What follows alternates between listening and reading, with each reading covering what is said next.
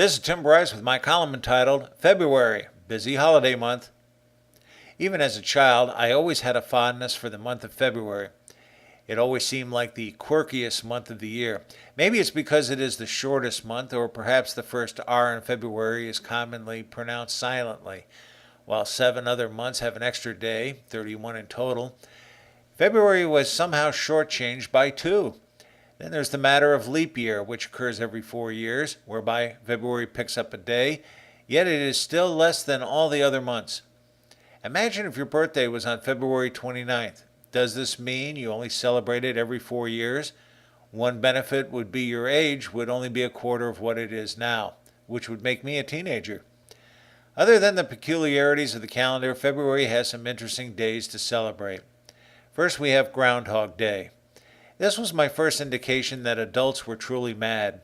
Why anyone would take their weather advice from a marmot was beyond me. The idea of the arrival of spring was dictated by a groundhog is a bit much, even for a 5-year-old. Yet Americans seem to relish this day every February 2nd. Super Bowl.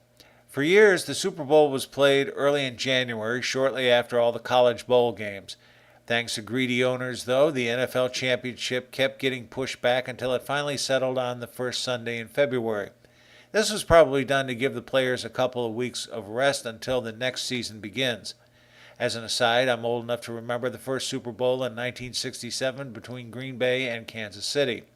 As a fan of the old AFL at the time, I was disappointed until 1969 when Joe Namath and the New York Jets proved the viability of the league.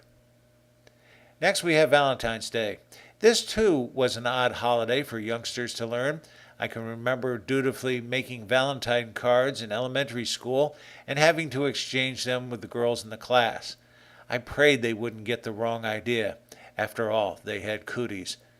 Other than that, this holiday reminds me of the Valentine's Day Massacre in 1929 when Al Capone's gang rubbed out Bugs Moran's gang in Chicago. I found it interesting how they couldn't pin the assassination on Capone. The police disguises were also a nice touch. President's Day is celebrated on the third Monday of the month and observes the birth of George Washington, which is February 22nd, and Abraham Lincoln, which is February 12th. This was an important date in grade school as it was used to teach us the significance of both presidents. As young children, we learned about Washington chopping down his father's cherry tree, crossing the Delaware River, surviving Valley Forge, and becoming the father of our country. As for Lincoln, we learned he was an avid reader, a rail splitter, the president during the Civil War, and his assassination.